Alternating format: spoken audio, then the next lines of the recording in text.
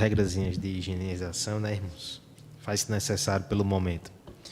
Vamos abrir as nossas Bíblias no Salmo 89.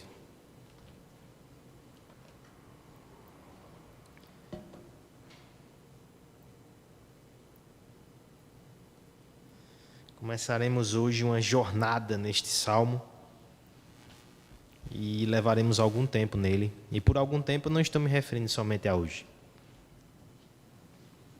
52 versos. Você não imaginou que eu iria pregar ele todo hoje, né? Salmo 89. Lojas esvaziadas, igrejas fechadas, famílias separadas, enfermarias lotadas. Os nossos olhos, quando não avistam cenários assim, tão desesperadores, contemplam pela janela a solidão, o que também não é animador. Aquele que se guia somente pelos seus olhos, então, tem um problema gigantesco diante de si. Como é que essa alma conseguirá evitar o desespero neste quadro que estamos vivendo? Mas nós não somos desses, felizmente. Nós somos o povo da promessa. Nós somos o povo que, pela graça, tem um pacto com Deus. Nós andamos por fé, nós não andamos por vista. E a moldura do pacto da graça insere contornos de esperança em nossos retratos desfocados. A promessa de Deus nos sustenta. O seu pacto nos anima e nos conforta. É exatamente sobre ele que falaremos hoje e nos próximos 2 domingos, a partir do Salmo 89.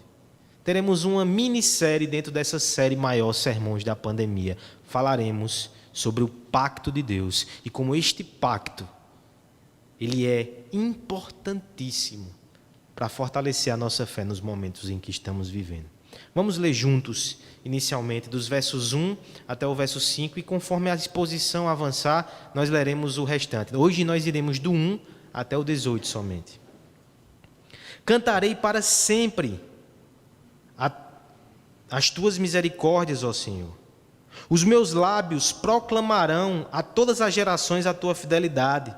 Pois disse eu, a benignidade está fundada para sempre. A tua fidelidade tu a confirmarás nos céus, dizendo, fiz aliança com o meu escolhido e jurei a Davi meu servo. Para sempre estabelecerei a tua posteridade e firmarei o teu trono de geração em geração. Celebram os céus as tuas maravilhas, ó Senhor, e na Assembleia dos Santos a tua fidelidade. Oremos. Pai amado, Pai bendito, pedimos por graça, por misericórdia, por iluminação, Senhor. Nós precisamos tanto da tua direção.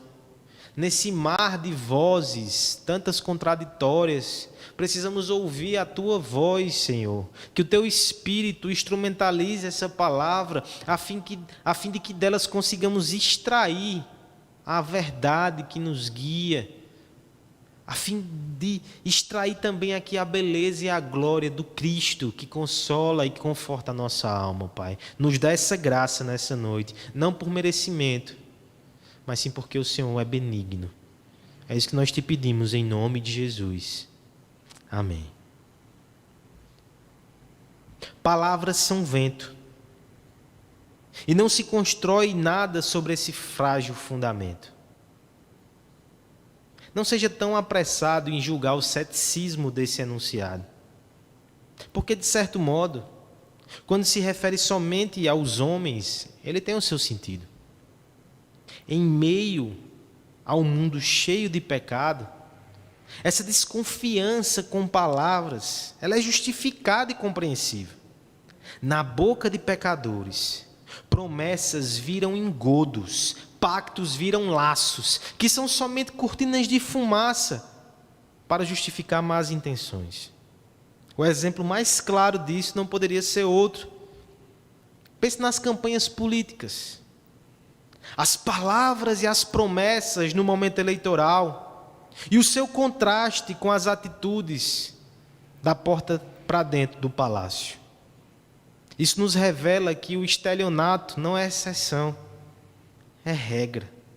Tolos somos nós, que ainda assimilamos os discursos, ouvimos, estimamos, reproduzimos os cantos de sereias que são reincidentes.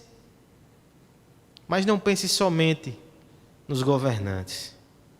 No seio familiar, nos relacionamentos mais íntimos, nós também temos chegado à triste constatação que as promessas são instáveis demais. Que os pactos são frágeis, como bolha de sabão que estoura diante do mínimo atrito que a vida traz. Pense no casamento. Um pacto, uma aliança, uma promessa de perpetuidade. Mas ele não condiz nesses termos com a realidade que nós nos encontramos. Juras de amor são espalhadas no asfalto e evaporam muito facilmente no calor do dia a dia. Promessas escorregam pelos dedos, e aqui no caso vão-se os dedos e os anéis ficam inúteis, melancólicos e obsoletos. O caráter dos pecadores é como areia movediça. Não é de modo algum um fundamento confiável. Seus pactos não produzem impactos permanentes. Mas pela graça de Deus, nós não estamos aqui para falar dos pactos dos homens. Nós estamos aqui para falar do pacto divino. Nós estamos aqui para falar da promessa de Deus. Porque é nela que nós nos apegamos. É sobre o fundamento da palavra daquele que não mente, daquele que é totalmente confiável, que nós edificamos a nossa vida. Na verdade, quanto mais nós conhecemos esse Deus, mais cremos que tudo aquilo que Ele falou, prometeu e se comprometeu conosco irá cumprir-se. Mesmo que diante de crises como essa, os olhos não consigam perceber os seus movimentos, os seus atributos são um firme fundamento da nossa esperança. Porque os seus atributos são um firme fundamento do seu pacto, das suas promessas. Conhecê-lo é confiar, e confiar é prosseguir. Nós falaremos sobre pacto e promessa a partir desse salmo. O Saltério, esse livro tão estimado por nós, ele é dividido pela própria edição do autor inspirado em 5 grupos de salmos, 5 livros, por assim dizer, onde cada um deles dá um enfoque na narrativa, na vida do povo de Deus. E, na verdade, eles espelham a história da redenção. O primeiro grupo fala sobre o confronto para que o reino seja estabelecido. E o último grupo de salmos, o último livro, fala da consumação, o fim da peregrinação. No meio deles está o terceiro livro. E no terceiro livro, o Salmo 89 é o último que fecha essa coleção. Nós estamos no meio da narrativa. O terceiro livro tem como sua temática geral, segundo Palmer Robertson, desolação. O terceiro livro trata do difícil momento em que Israel passou, quando percebeu que foi invadido, que os seus símbolos preciosos foram arrastados ao chão, que a sua paz e a sua tranquilidade foi rasgada como um véu. É no meio desse caos que esses salmos, eles são direcionados. O terceiro livro começa no Salmo 73, lembra de Asaf e sua crise, e termina no Salmo 89, este que lemos. Veja como esse salmo é importante dentro do contexto do livro dos Salmos e como ele é importante na história da redenção. O contexto imediato do nosso texto, logo antes dele, é o Salmo 88. Nós temos ali aquele que foi descrito por muitos como o salmo mais triste da Bíblia. Há uma exposição muito conhecida do pastor Augusto Nicodemos nesse texto, você pode procurar depois na internet, aqui na Consciência Cristã. O Salmo 88 fala sobre Amã, um levita, possivelmente doente, à beira da morte, e ele não tem esperança no salmo todo. Isso é muito raro. Olha como termina, olha o último verso do Salmo 88. Para longe de mim, afastar-se amigo e companheiro, os meus conhecidos são trevas. Esse salmo termina sem esperança. Então veja que que encaixando ele dentro dessa moldura, nós encontramos o relato individual de alguém que está vendo a destruição. O Salmo 89, por sua vez, na sequência, também vai ter uma abordagem pesada, mas agora é uma abordagem comunitária, como o povo de Israel encara esse momento de desolação. Mas a segunda diferença do Salmo 88 para o nosso Salmo de hoje, 89, é que apesar de toda a desolação, ainda há um filete de esperança. O livro terceiro dos Salmos termina com o povo de Deus agarrando-se ao pacto, mesmo no dia da calamidade. Essa mensagem é poderosa, porque há uma tensão naquilo que eles veem, naquilo que eles creem, mas no meio do dia mau, quando tudo desaba, o único recurso que eles têm é a promessa de Deus, é o pacto, é a aliança. E nós vamos ver nessa noite a primeira parte desse discurso, dessa canção, tão central na revelação bíblica. E nós vamos ver que o povo de Deus, a fim de encarar um cenário desolador, antes até mesmo de descrever o seu pacto, que é o nosso segundo sermão, ele vai se apegar aos fundamentos desse pacto, os atributos de Deus, que fazem com que essas palavras sejam confiáveis, que fazem com que esse fundamento seja seguro para eles. Nós veremos nessa noite os 3 fundamentos do pacto de Deus, que são 3 atributos do nosso Deus. Do verso 1 ao 5, nós veremos a fidelidade de Deus. Do verso 6 ao 13, nós veremos o poder de Deus. E dos versos 14 ao 18, finalizando o nosso primeiro recorte, nós veremos a graça de Deus. Esses 3 atributos são o fundamento do pacto e, por conseguinte, são o fundamento da nossa esperança, mesmo no meio da calamidade. Fundamentos do pacto. Vejamos então o primeiro deles, que é a fidelidade de Deus. Versos de 1 a 5, leiamos mais uma vez. Cantarei para sempre as tuas misericórdias, ó Senhor.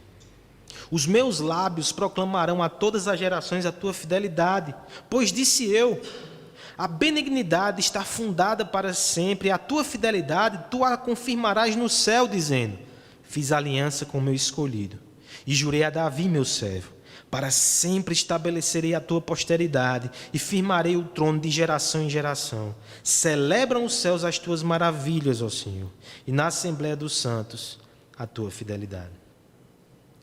Qual valor teria a promessa mais linda proferida por lábios mentirosos? Qual valor teria um pacto que é instituído por um coração que é vacilante, trêmulo e dúbio? Qual segurança teria uma edificação, por mais glamurosa que seja, se ela for edificada em solo pantanoso? Nós precisamos de um fundamento sólido e confiável. No caso aqui, nós temos a fidelidade de Deus como nossa primeira garantia. A fidelidade de Deus é um atributo divino que tem relação com a sua santidade. Pense comigo. Se ele é totalmente puro no seu ser, ele não pode de forma alguma afastar-se daquilo que disse. Ele não pode se contradizer. Tito 1:2 vai dizer, Deus é aquele que não mente. E por ser sábio, ele também não precisará voltar atrás nos seus caminhos que foram traçados com a perfeição daquele que conhece todas as coisas. Deus é fiel. Ele não tem a habilidade de contradizer a si mesmo. Quando ele faz uma promessa, ele a cumprirá, porque não há outra coisa que esteja de acordo com o seu próprio ser. Ele nunca se desvia da sua palavra e da sua vontade revelada a nós. Mas o Salmo não vai tratar disso dessa forma abstrata, mas vai tratar disso de forma prática, de uma forma que evoca canção no coração do povo de Deus. É isso que ele começa a ensinar aqui para nós. Este é um salmo didático que nos faz cantar e nos ensina que nós devemos cantar as misericórdias de Deus, de geração em geração. As misericórdias de Deus aqui são mencionadas como algo que é digno de arrancar louvores do nosso lábio. E faz sentido para nós. Descobrir que Deus não nos trata segundo as nossas maldades, segundo a nossa falta de mérito para com Ele, é maravilhoso. Na verdade, esse é o fundamento de toda promessa e aliança de Deus. Você já parou para pensar nisso? Se Deus não fosse misericordioso, Ele não faria promessas a nós. Ele não entraria num pacto conosco. Nós somos criatura e devemos obedecer e ponto. Mas perceba que desde o Éden, antes até do pecado, Deus já faz promessas e um pacto com Adão. Me obedeça e eu te darei a bem-aventurança. Isso é um privilégio, oriundo da misericórdia de Deus. E quanto mais quando Ele insiste e renova essa aliança, depois da queda, depois do pecado, depois da traição, nós temos que cantar essa misericórdia. E o texto vai dizer, cantar e ensinar as gerações e gerações a cantar. Porque aqui tem outro detalhe interessante. A misericórdia de Deus não é pontual, não é circunstancial, ela é permanente. Aqui chegamos no aspecto da fidelidade. O texto vai dizer no verso 2, a benignidade do Senhor está fundada para sempre. A tua fidelidade será confirmada nos céus. Ele não oscila. Ele permanece nessa disposição. Essa verdade é muito importante para o nosso coração. O verso 2, ele começa da seguinte forma, pois disse eu.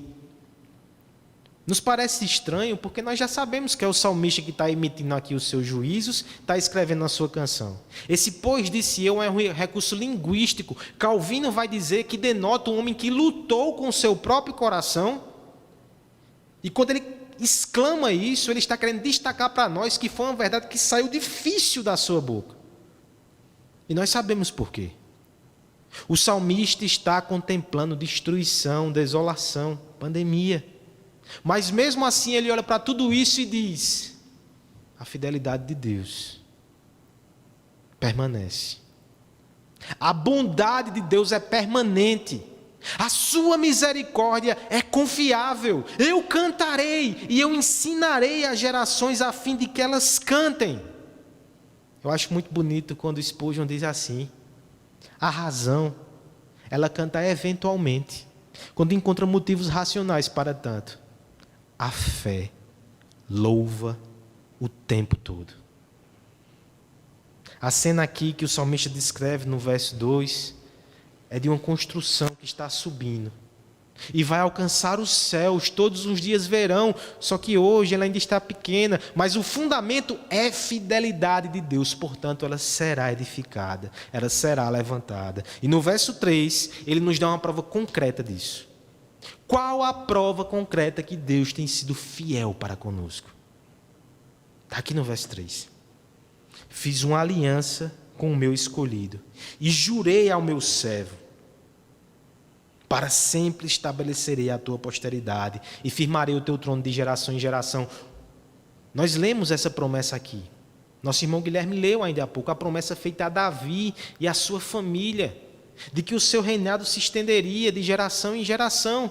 Veja como essas palavras se repetem em nosso texto. Ou seja, sempre que o povo de Deus olhasse para o trono e estivesse ali um descendente de Davi, era a lembrança que Deus é fiel e que ele permaneceria com eles.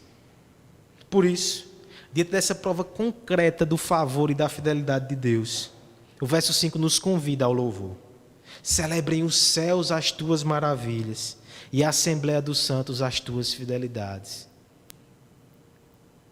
Nos céus, os anjos e os santos contemplam de forma ampla as grandes maravilhas de Deus. Na terra, nós ainda não temos essa visão tão completa, mas o que nós já observamos e que nos encanta e que nos conduz a louvar junto com o céu é a fidelidade de Deus. Mas talvez a pergunta que o texto deixe para nós, e era a pergunta para esse povo também, é: e quando nós olhamos para o trono físico e nós não encontramos um descendente de Davi lá? No caso aqui, o descendente de Davi havia sido humilhado, e agora, Senhor, será que cessou a tua fidelidade? No nosso caso, quem é o descendente de Davi? Para nós, assim como para eles, nós devemos ouvir a voz do profeta, naquele texto tão conhecido, Isaías 9. Nós conhecemos muito a parte 6, o verso 6. Um menino nos nasceu, um filho nos foi dado, e o governo está sobre os seus ombros. Ele será chamado Maravilhoso Conselheiro, Deus Forte, Pai da Eternidade, Príncipe da Paz. Mas olha o verso 7. Ele estenderá o seu domínio e haverá paz sem fim sobre o trono de Davi e sobre o seu reino, estabelecido e mantido com justiça e retidão desde agora e para sempre. Guilherme já adiantou isso também. O filho de Davi é o nosso Senhor Jesus Cristo. Pelos olhos da fé, quando o contemplamos sentado no trono de Deus, nós lembramos que Ele é fiel, mesmo quando nós somos infiéis. No primeiro pacto feito com os homens, nós chamamos de pacto das obras. Deus prometeu bem-aventurança se Adão, o nosso representante, obedecesse, mas ele caiu, desobedeceu. E nós, ao invés de recebermos as bênçãos do pacto, nós recebemos as maldições. Mas um segundo pacto foi feito nos escombros do pacto das obras, o pacto da graça, onde o nosso Cristo entrou em cena e comprometeu-se a cumprir a exigência da lei, a cumprir o pacto das obras em nosso lugar e nos dar a bem-aventurança e também tomar para si as maldições que cabiam a nós. A fidelidade de Deus se manifesta quando nós enxergamos no Antigo Testamento esse pacto sendo revelado desde o Gênesis, passando por Davi, cantado nos Salmos e por fim, na plenitude dos tempos, Deus foi fiel e enviou o seu Filho para cumprir o pacto e nos salvar. Nos escombros do pacto das obras, no meio da desolação e da destruição, está sendo edificado um castelo para Deus. E o fundamento é a obra de Cristo, é o pacto da graça, é a fidelidade de Deus que se tornou carne, andou entre nós, enfrentou a cruz e hoje os céus o louvam e na terra nós louvamos a Deus por causa da sua fidelidade e nós cantamos de geração em geração. A fidelidade de Deus é o fundamento do pacto, não é a nossa. No que diz respeito a nós, a velocidade com que aquilo que é desejado, quando é conquistado, torna-se logo obsoleto, revela a instabilidade dos corações que são inflamados por paixões. E quando essa chama se apaga e o fogo do desejo sopra em outra direção, as promessas tornam-se cinzas, os pactos fumaça. Mas a vontade do Senhor é firme e inabalável. O seu coração arde com afeto eletivo desde a eternidade. E é de lá que vem a promessa. E é de lá que vem o pacto. A sua disposição caridosa não é desgastada pelo tempo, ela é confirmada no tempo. Aquele que nos prometeu misericórdia é a rocha inabalável no qual temos abrigo. É a coluna de fogo que não nos abandona. Esse é o nosso Deus. A sua fidelidade traz confiança para o nosso coração. Pais, cuidado com o que vocês falam para as crianças, porque elas anseiam por receber palavras que sejam cumpridas. Eu me lembro de Spurgeon, mais uma vez, que dizia: quando prometer alguma coisa à criança, sempre dê, seja um pirulito ou uma palmada. Eles têm esse anseio de que as palavras sejam cumpridas. Eles ainda não sabem como o mundo é. E quando o pai tem esse cuidado de honrar aquilo que diz, ele está espelhando um atributo do próprio Deus. Criança, se você já percebeu que às vezes os pais dizem e não fazem, parabéns, você descobriu que seus pais são pecadores. Mas eles apontam, ainda que de forma imperfeita, para aquele que não mente, para aquele que nunca volta atrás, para aquele que tem uma palavra que nunca volta vazia, o Deus totalmente fiel. Pais e mães da Igreja do Jardim, nós devemos ensinar de geração em geração os nossos filhos essa verdade. Existe um Deus fiel. Esse mundo tem muita mentira, mas existe verdade. A verdade, inclusive, encarnou e andou entre nós. Nós precisamos pregar e cantar essa verdade para os nossos corações, porque isso é, inclusive, um filtro de interpretação para a realidade. Por mais que as coisas estejam ruins ao nosso redor, independente do que ocorra, a aliança está firme e inabalável. Deus é fiel. Quando o nosso coração começar a temer e ficar desesperado, que nós possamos construir dentro de nós a imagem desse edifício que ele está forjado, o edifício da misericórdia, e o seu fundamento é a fidelidade. Cantemos esse amor para o nosso próprio coração se acalmar. Deus é fiel. Amigo que nos ouve, a Bíblia fala muito sobre fundamentos, não só nesse texto. Por exemplo, no final do Sermão do Monte, ela nos adverte sobre qual é o fundamento no qual nós temos construído a nossa casa. Se é na rocha ou se é na areia. É a tempestade que vai definir se a nossa casa fica de pé ou não, se o alicerce era bom ou não. Se a tua casa está sendo derrubada nesta crise, é porque talvez o teu alicerce esteja na areia, mas você é convocado hoje para reconstruir a sua vida, tendo como firme alicerce a rocha eterna, a fidelidade do Deus do pacto. Eu lhe convido a fazer parte dessa aliança de amor e de salvação através de Jesus Cristo. Esse é o primeiro fundamento do pacto, meus irmãos, a fidelidade de Deus. O segundo fundamento é o poder de Deus. Leiamos juntos dos versos 6 ao verso 13.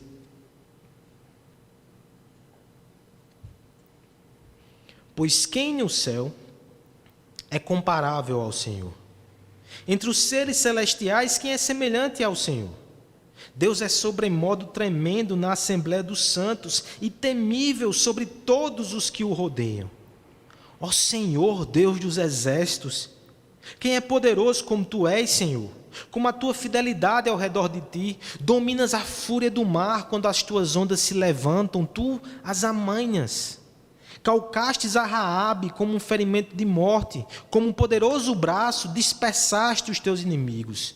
Teus são os céus, tua a terra, o mundo e a sua plenitude tu os fundaste. O norte e o sul tu os criaste. O Tabor e o Hermon exultam em teu nome. A fidelidade nos comove, mas ela não nos resguarda totalmente. Um esposo fiel, ele não pode proteger a sua amada esposa de todas as intempéries dessa vida. Ele não tem poder para tanto. O amor fiel alenta, mas ele sozinho não afugenta o mal, pelo menos não de forma definitiva. Nós precisamos de fidelidade, mas nós precisamos de poder, e ambos encontram-se em nosso Deus, e ambos são o fundamento do pacto. Vejamos o poder sendo descrito aqui. O verso 6 começa a descrição de Deus para mostrar a sua majestade. Perguntas são feitas aqui: quem se compara a ti, Senhor? Nem nos céus, nem na terra, há ninguém que te seja comparável. As divindades que os homens criam para si são como vagalumes que, quando está no breu, na escuridão, são pontinhos de luzes que aparecem, mas quando o sol da justiça é revelado, tudo isso é ofuscado. Anjos, homens, falsos deuses, ninguém se compara ao nosso Deus. Mas o que nos alegra é que esse Deus, que é tremendo na Assembleia dos Santos, verso 7, e que também é temível a todos que o cercam.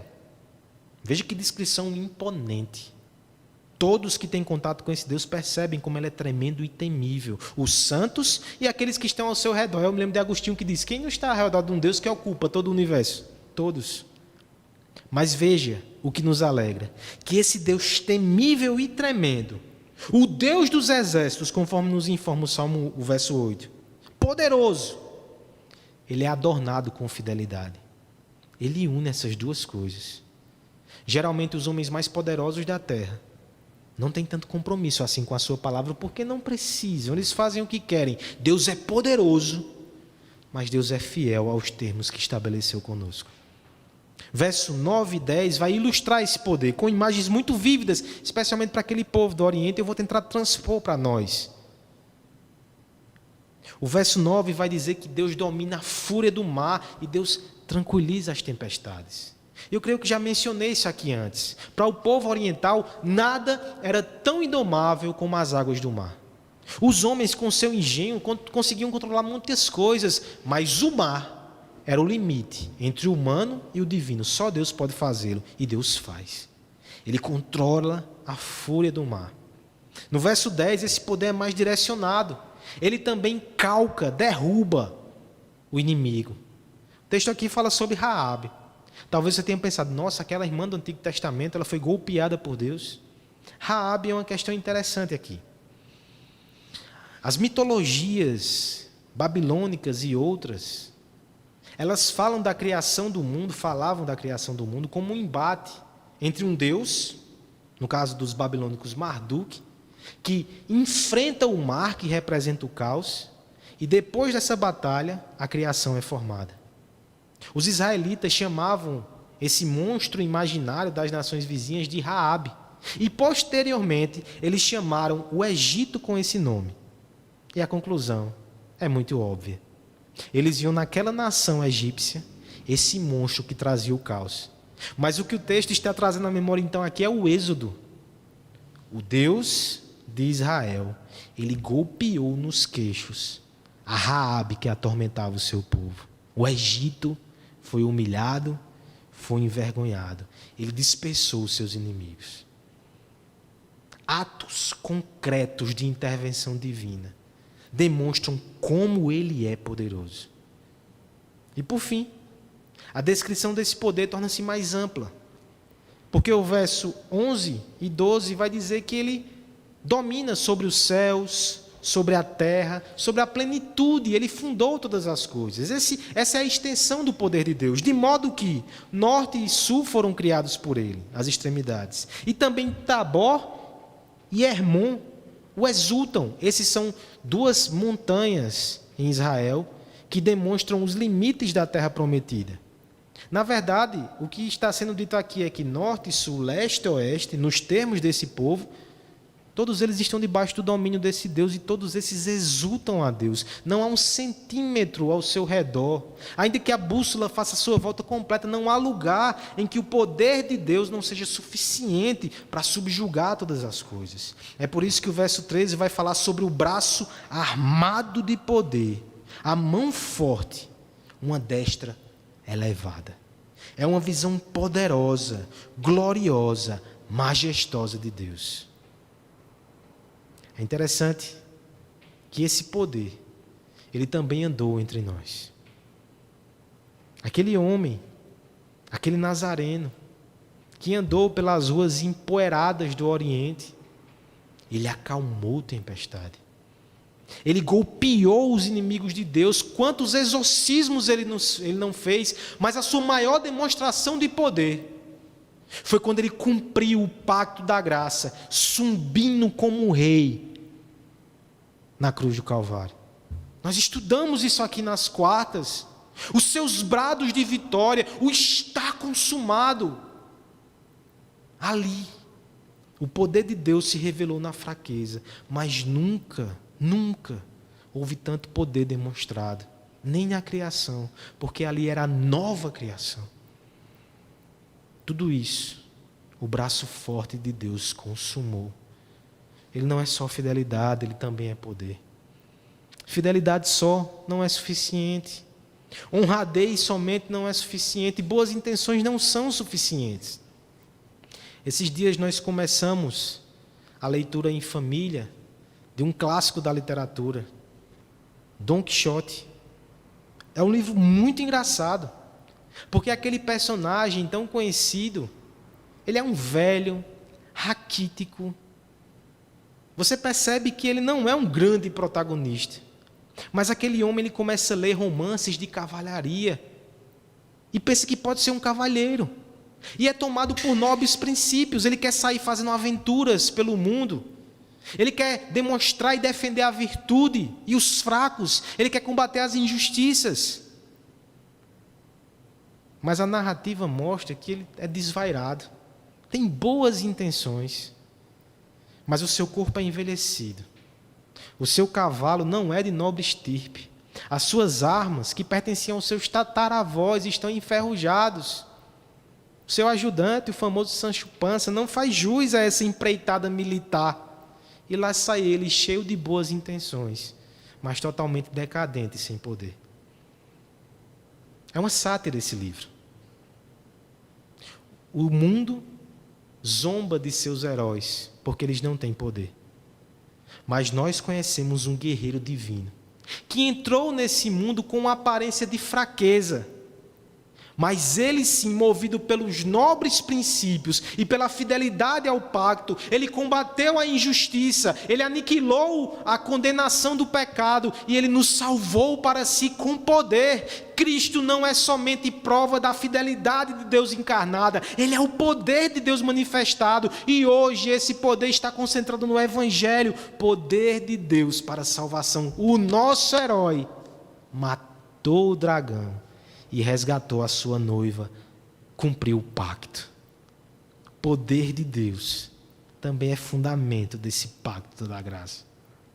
Por mais que a incredulidade seja forte e os seus tentáculos estejam sempre ativos na ânsia de nos afogar no mar do desespero, por mais que as tentações elas contem com larga experiência na arte diabólica de enlamear o nosso coração, nós sabemos que a nossa travessia por esse vale das sombras está garantida. Pelo mesmo poder que abriu os nossos olhos e nos deu um novo coração. O Cristo que nos conquistou na cruz do Calvário atua por seu Espírito hoje também como valente guerreiro para consumar essa redenção na nossa vida. É o seu braço forte que nos protege das ciladas do inferno. É a sua palavra poderosa que afugenta as dúvidas que nos esmorecem.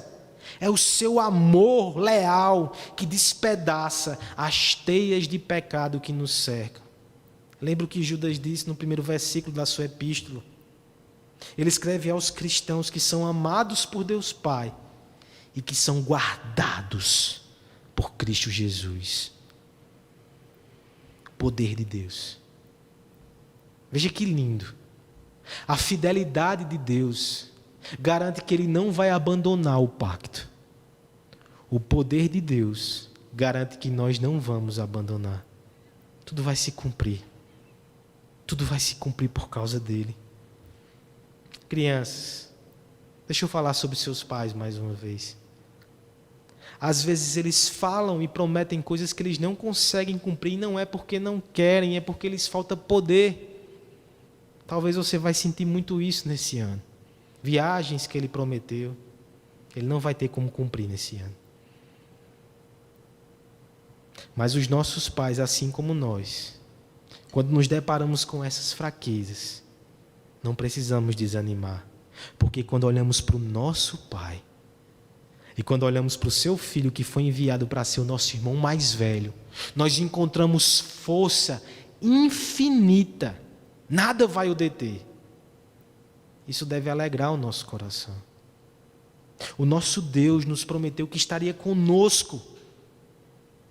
E Ele tem poder para cumprir isso. Não há pandemia, isolamento ou decreto que vai nos afastar da sua presença. Ele está conosco todos os dias. O nosso Deus prometeu que todas as coisas cooperariam para o nosso bem. Não há imprevisto nem armadilha que possa fazer isso. Ainda que o sofrimento nos toque, Ele tem poder para fazer com que aquilo redunde em coisas maravilhosas na vida do seu povo. Não desanime. Ele prometeu que terminaria a boa obra em nós. Ele vai fazer. Porque é dele que vem o querer e o realizar. Porque Ele é fiel e Ele é totalmente poderoso.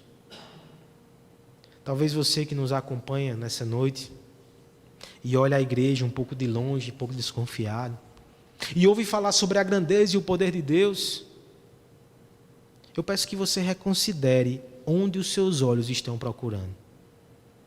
Quem disse que ele precisa fazer coisas mirabolantes. Ele já fez um dia e foi parar numa cruz. Não é isso que convence ninguém. Mas contemple o poder dele na vida desses crentes que você tem olhado de longe.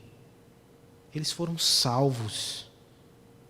Muitos deles tinham um coração tão duro quanto o seu e foram salvos. Eles perseveram mesmo no meio da aflição e essa força não está neles, é o poder de Deus. E eu lhe pergunto, você tem sentido esse poder lhe atraindo? Então não seja tolo de continuar resistindo. Ele vai te vencer, ele vai te trazer para dentro da sua casa, ele vai te adotar na sua família. Renda-se, renda-se hoje. O Deus do pacto é fiel e poderoso para cuidar dos seus filhos. Torne-se o Filho de Deus através da obra de Jesus Cristo. 2 fundamentos nós já vimos: fidelidade e poder. Ainda há um último e aqui nós encerramos essa primeira parte do nosso texto. Versos 14 ao 18, vamos ler juntos.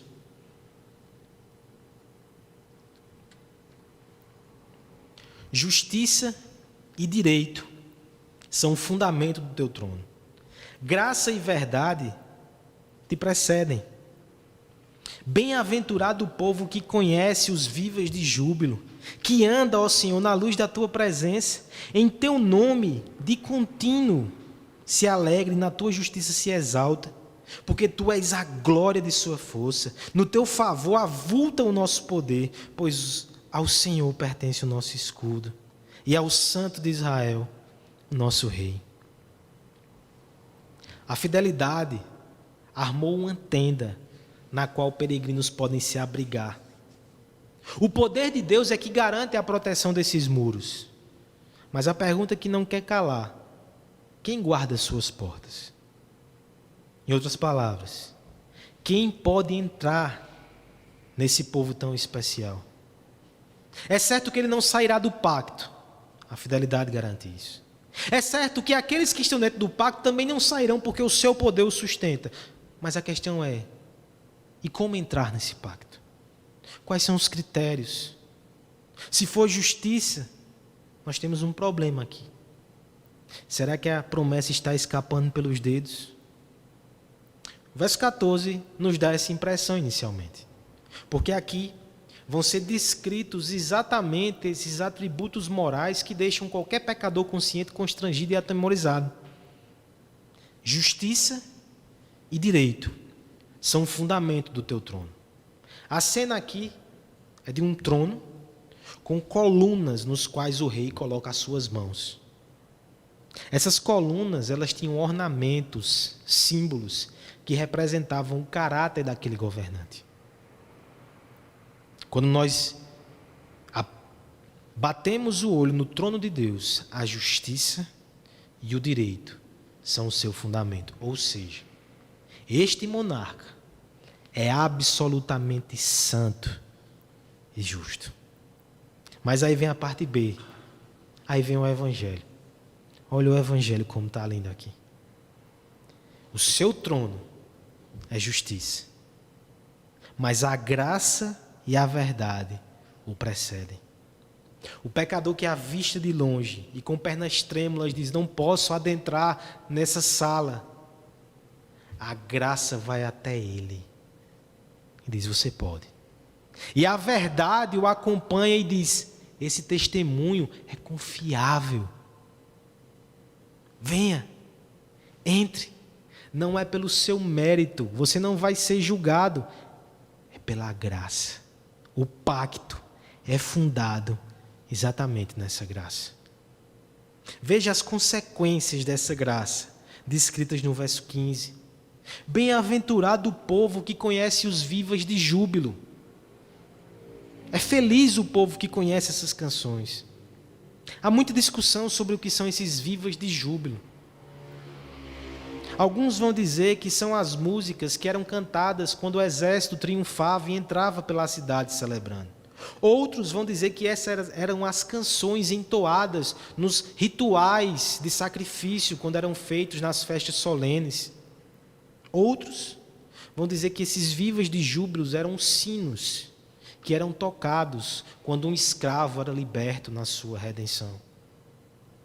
Eu creio que todos esses apontam na mesma direção. Uma obra passada que trouxe vitória, que trouxe purificação, que trouxe libertação. Viva de júbilo. É a canção de alegria que sai do coração daquele que foi salvo por Deus, daquele que conheceu o seu pacto gracioso, daquele que foi alcançado pela boa nova do Evangelho. Bem-aventurado o que conhece essa salvação. E veja que não é só o tempo passado. No verso 15 ainda vai dizer que anda, ó Senhor, na luz da tua presença, ou seja, que tem a tua companhia, que tem as tuas promessas, que tem o teu olhar benevolente lançado sobre ele. O passado houve uma grande libertação e o presente e o futuro também estão garantidos nessa aliança. Bem-aventurado é esse homem.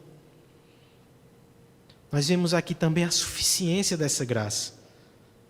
Veja como vai tratar desse assunto o verso 16. Em teu nome ele de contínuo se alegra. Olha o que está sendo dito aqui, irmãos. A alegria desse povo não é somente a salvação que os alcançou e a proteção que eles têm hoje e amanhã. Só em conhecer o nome desse Deus, eles já têm alegria contínua. É o Deus todo suficiente, que traz alegria todo suficiente para nós. Irmãos, veja o que está sendo dito. Se você está dentro do pacto da graça, a sua alegria pode ser contínua somente em conhecer mais desse Deus todos os dias. Em teu nome de contínuo se alegra, e na tua justiça se exalta. Veja, eles não se exaltam na justiça própria, porque não foi por ela que eles ingressaram nessa aliança. Eles exaltam na justiça de Deus. É o que nós fizemos nesse culto. Nós nos lembramos da obra de Cristo e nós adoramos ao Senhor. E nós recebemos essa palavra aplicada a nós e com confiança evangélica nós dissemos: somos justos diante de Deus por causa de Cristo, por causa do pacto. Olha que consequência maravilhosa. É por isso que o verso 17 vai dizer: tu és a glória da sua força. No teu favor avulta-se o nosso poder. O Senhor compartilha glória com esse povo bem-aventurado. E por causa da aliança com Deus, eles também agora são capacitados e energizados para também demonstrar poder. Por isso que o final desse trecho termina dizendo: o Senhor é o nosso escudo. E ao Santo de Israel, o nosso rei pertence. Faz parte das bênçãos desse pacto ter um rei que pertence ao Senhor. Mas isso é assunto para a semana que vem. O que nós devemos extrair daqui é que a graça, ela está no coração do pacto, porque é um atributo de Deus, que somente esse atributo pode explicar a cruz do Calvário. Um Deus que entrega o seu Filho, um Deus que assume o lugar de pecadores.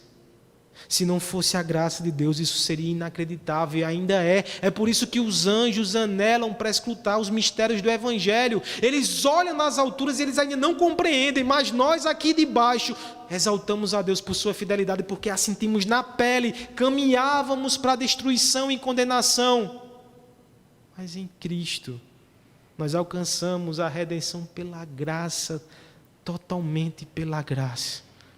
Essa é a nossa mensagem, esse é o nosso testemunho, essa é a nossa esperança, ela tem que preceder a nossa pregação. Eu me lembrei nesse texto aqui de Nínive. O profeta foi pregar a Nínive. O profeta Jonas, ele não queria que aquela cidade fosse salva, ele só anunciou os ornamentos do trono de Deus. Justiça e juízo. 40 dias, a cidade vai ser destruída.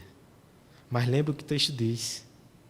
A graça e a verdade precedem a presença de Deus. Muitos entendem que aquele povo já ouvira falar de Deus, ouvira falar inclusive daquele profeta que o desobedeceu, se arrependeu e que foi cuspido na praia. Aqueles homens então apelaram para a graça de Deus. E pela graça, o seu arrependimento foi aceito. E é assim que acontece com todo aquele que ingressa nesse pacto. É somente pela graça, não pelo nosso merecimento ou desempenho. E essa graça, que um dia soprou nas narinas de mortos, ela também hoje nos sustenta em meio aos vendavais que tentam nos derrubar. Essa graça que um dia irrompeu a luz da salvação na nossa escuridão, ela também ilumina o nosso caminho hoje e nos conduz até o palácio do amor eterno. Porque a bondade de Deus, ela tem se provado mais perseverante do que a maldade do nosso coração. É por isso que nos termos da aliança nós seremos dele até o fim. Porque o pacto é sustentado pelos batimentos do seu amor gracioso. É irrigado com a sua benevolência que desce do céu. E é nutrido com a vitalidade divina que não pode ser detida. Eis o nosso Deus.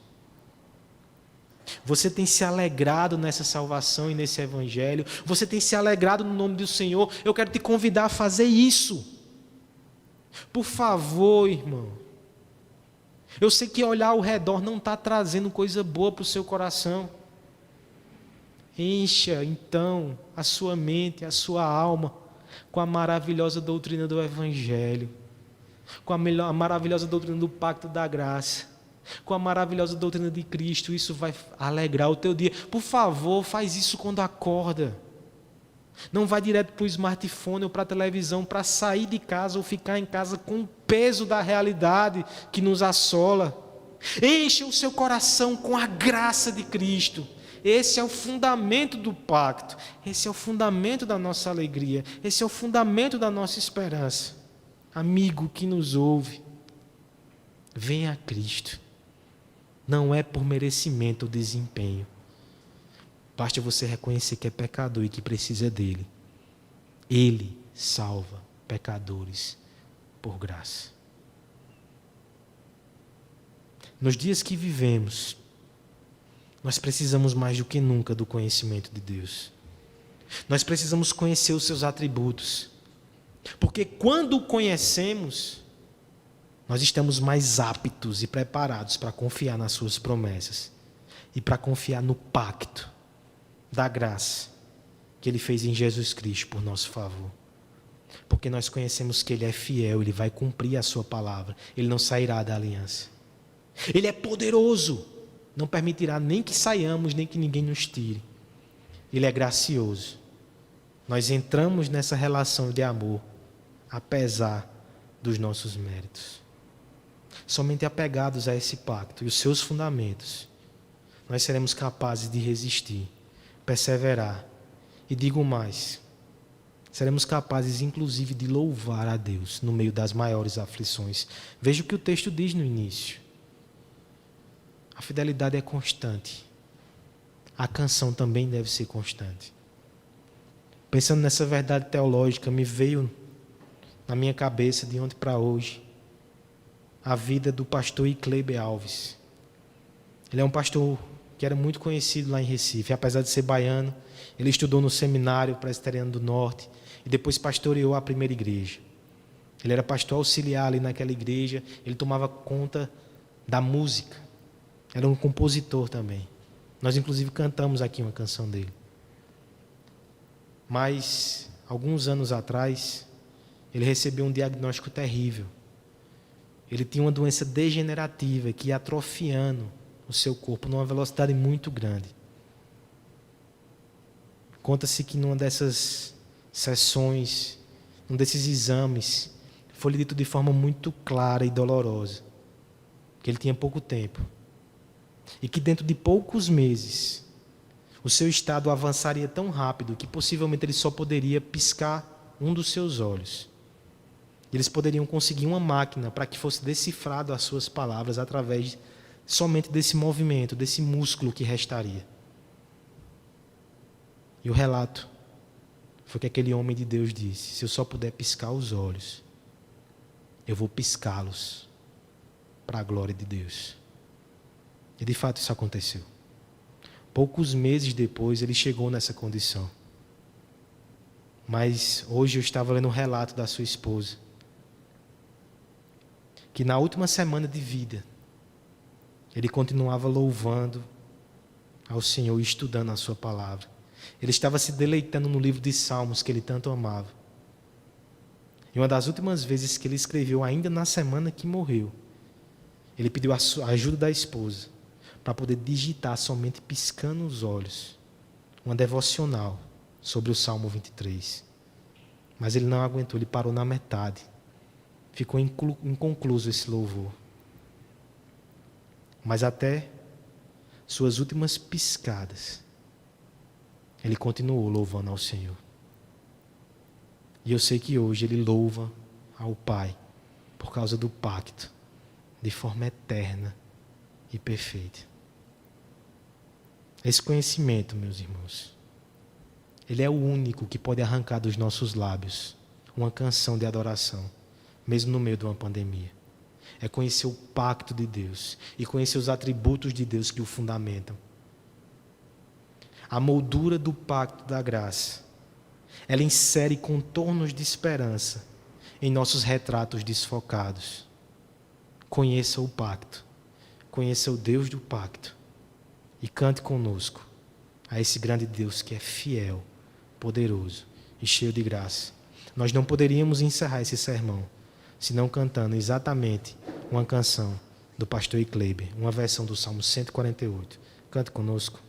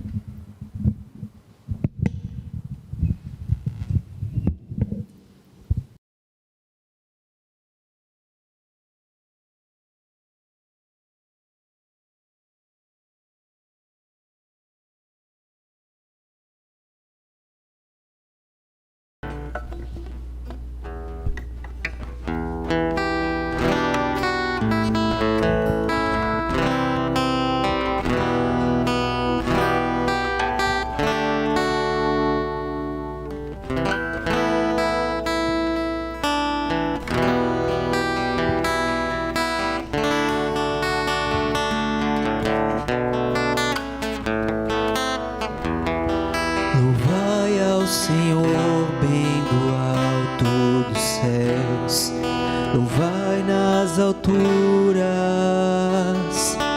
todos seus anjos e suas legiões celestiais.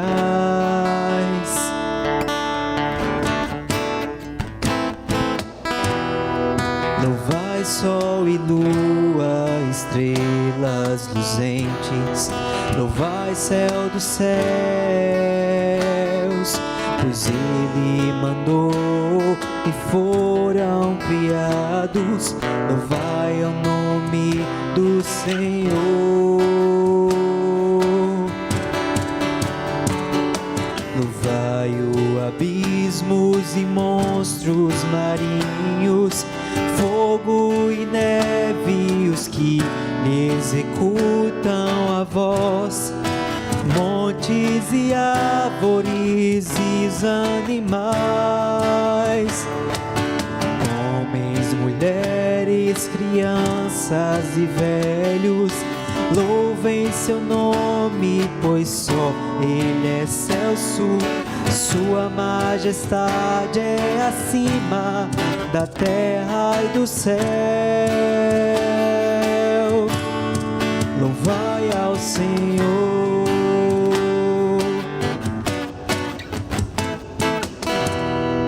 Louvai ao Senhor, bem do alto dos céus. Louvai nas alturas todos seus anjos e suas legiões celestiais.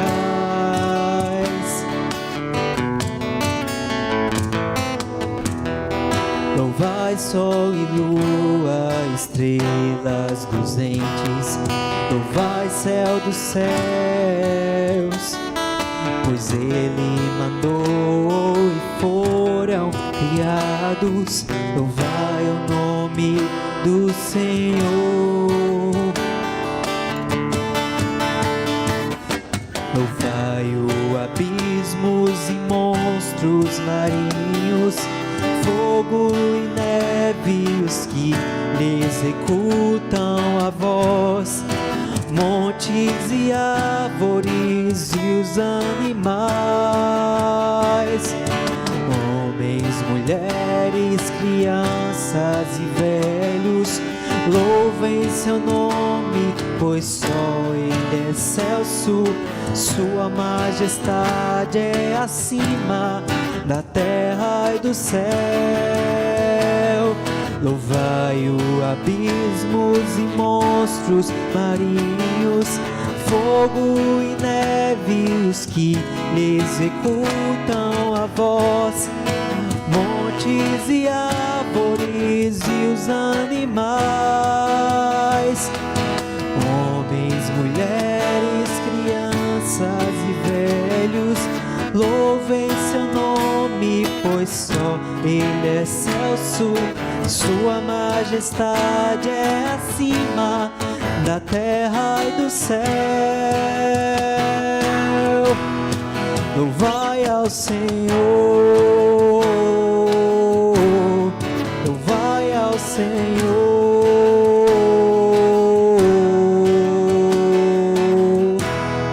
louvai ao Senhor.